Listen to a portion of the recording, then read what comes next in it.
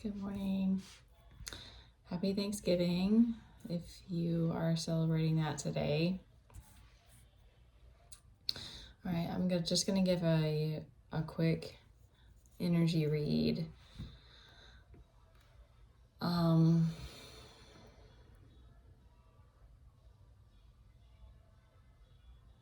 Okay, so there's a lot in this world that we don't have control over.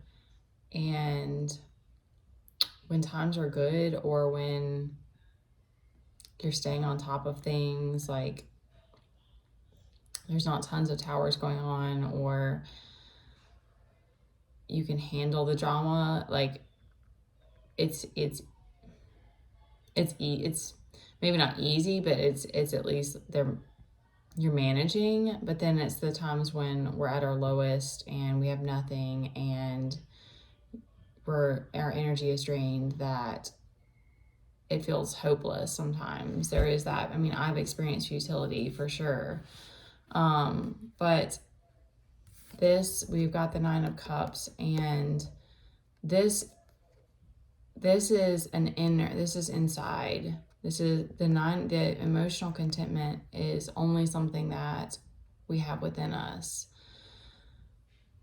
And that's the blessing that all of these really hard, crazy times give us when we feel trapped. And that's the worst one for me, I think, is like feeling trapped.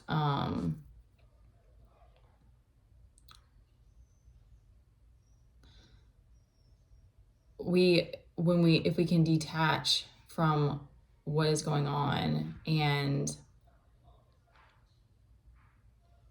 find ways to self-soothe and look at the bigger picture, or start to look at the things that you can be grateful for. Sometimes that can shift you enough just to come back to more of a neutral place where you're not stuck in depression or hurt or anger. And we learn how to cope through harder times and how to be happy with less, essentially. Like, there are people who live in third world countries who are content because they also don't know anything else. And the simplicity is truly what we're meant for. I mean, that's what I believe. I know for me. But then, of course, abundance is more than just money. Abundance is, again, same thing. Abundance is is the way that you feel. Are your needs being met? Are you content? Can you experience these higher vibrations? So, because I'm moving through really crazy, intense times right now, and it's that I felt some futility today, that wanting to give up and those types of feelings. But then it's like, after you've navigated it more than once, you literally do develop resilience. Like, it does make it to where it doesn't affect you like it did before. You don't really stay. You like have a moment of that feeling of futility, but you move through it quickly. Because we can't avoid these lower vibrations. We can't avoid this devil energy. We can't avoid all of these things. It's just something that, and then you start to understand it more and more along this journey. But I don't know, the higher that you ascend, if it's like it just becomes more intense, So it's kind of like you just learn how to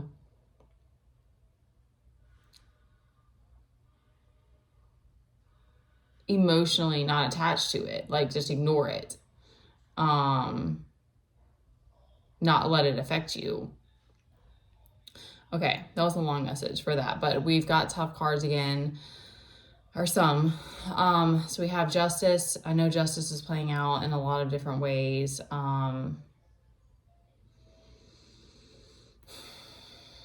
Your lovers are reversed. You're feeling a lack of love. Five of Cups is the same kind of same vibe. So that was something I was feeling from these cards. Is it feels like there's no love.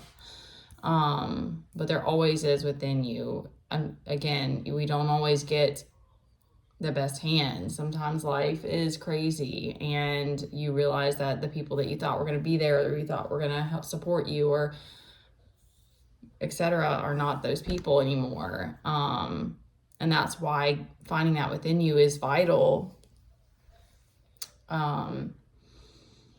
Because ultimately we're going to leave here solo. So it's like, you've got to be your best cheerleader. You've got to be you. It's you and God.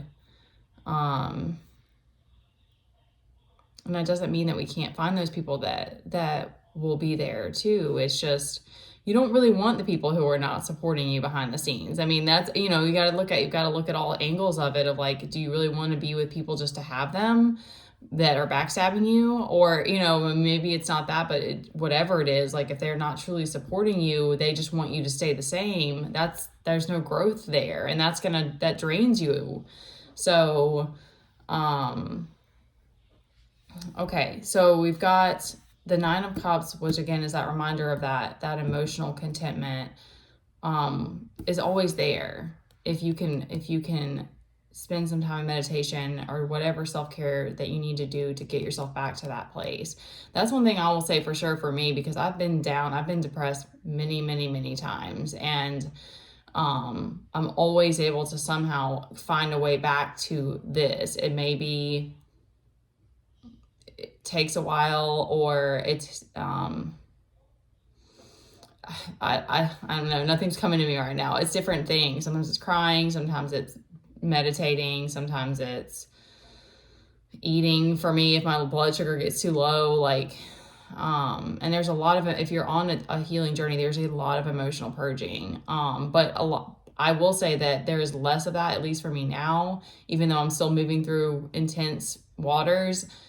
There's not as much of that emotional purging, because again, to me, it's like you're developing that capacity to hold emotion and navigate it and not attached to it. Like I used to attach to things. So every time something happened, I would take it personal. Or every time something happened, I would attach to that emotion and drag me down. And so that's where you learn how to detach, and things that are happening don't affect you as much. I mean, it doesn't mean that you're not going to still experience towers and all this, but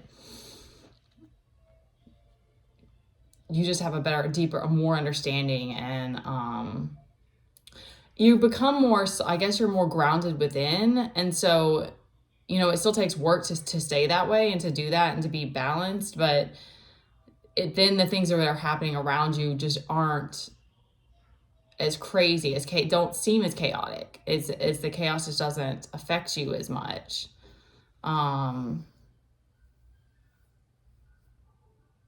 Okay, we have the moon on the bottom, which means that's giving me that there's still some illusions that you are needing to move through, or that I don't know why I'm getting this, but that you're struggling to face. And that's another thing, depending on where you are on your journey. Like sometimes there's like so much truth coming at you that you're like, whoa, like I need time to process this. So yeah, definitely take your time with that. But, I mean, I'm going to tell you not to turn away, but I don't think that there gets to be a place where it's like you can't ignore truth anymore. Because I definitely tried to do that some with family and stuff like that, because it was easier, and because you don't want to believe, you don't want to have to cut people off or whatever. Like it's not a fun part of the journey, but that's how you know that this is the journey that you're meant for and that you're chosen for this, because being given the gift of foresight, or not foresight, what is it? Any kind of clairvoyance, whatever, being able to see truth, being given that gift is also a huge responsibility, because then you have to learn how to discern and how to use that information wisely, and like that's why silence is so powerful, because it's like really I do think that we definitely need to be speaking truth, and we have voice that helps you manifest. Like we have a throat chakra for a reason, but we also get ourselves in a lot of trouble. I'm sure that other people relate to that, about speaking the wrong things. like smear campaigns and all this, like that's not good. So there's a lot of discernment that's learned along the way on this, of like how to use truth and what to do with it and how to navigate and create boundaries, stand in your power, I mean, et cetera, et cetera. So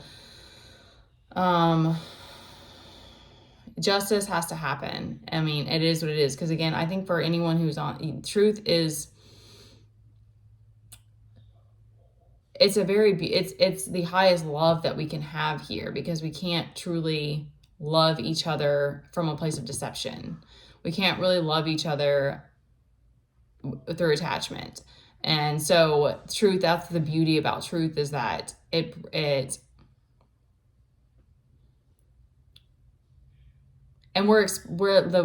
you're an adventurer, you're an explorer, like you want to know truth. You're what's the people that dig, like you you enjoy that. So it's like, as much as it's hard to, and it's such a huge responsibility, it's also a beautiful gift. And so that is something that justice gives us. And in that way as well, it was a reminder that the universe is working in our favor. Is something that was coming to me. Because without truth, we stay stuck. We stay stuck in illusion.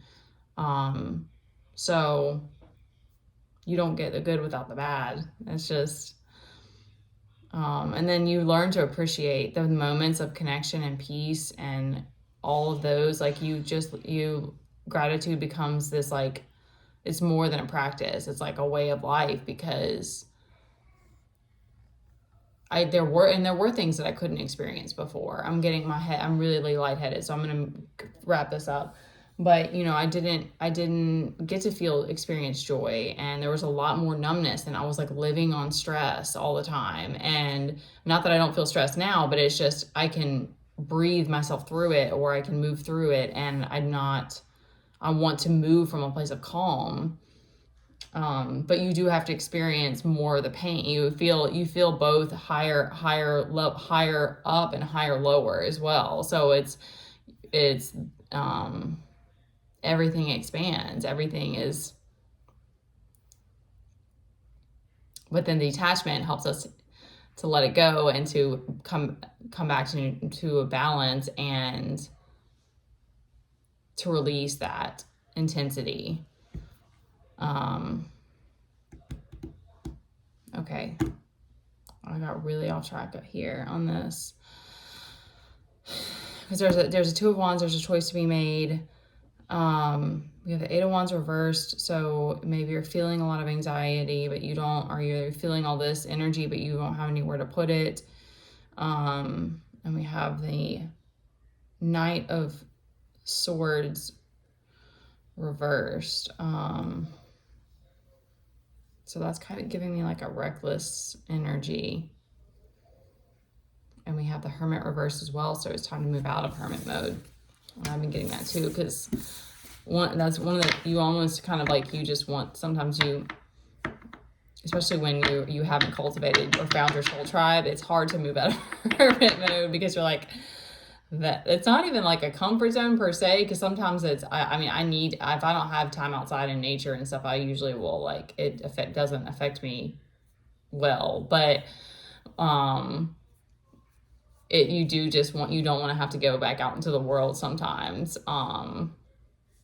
But we do need to move out of hermit mode so that we keep pressing forward and creating. All right, so that was really drawn out, but I hope that helped somebody. And if you're with your family, I hope it's a beautiful day and time together.